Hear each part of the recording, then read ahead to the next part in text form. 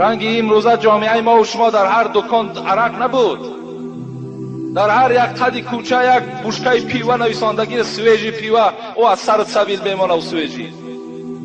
حالی میفهمی بعد سویجیش چی است؟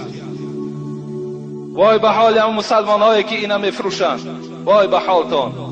پیغمبر خدا چی گفتن؟ شما زردابی از فرج های زن دوزخی را می نوشید در روز قیامت.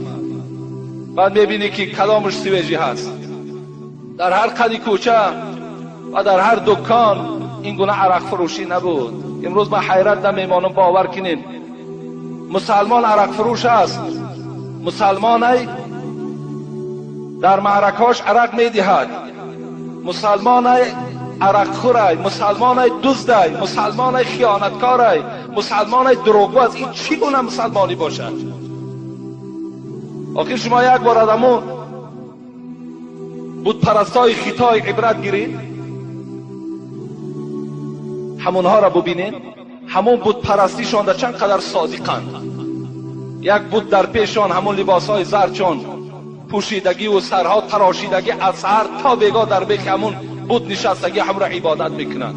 یا مسلمانی کامل شو، یا اسلام و تو مسلمان احتیاج ندارد، هیچ احتیاج ندارد.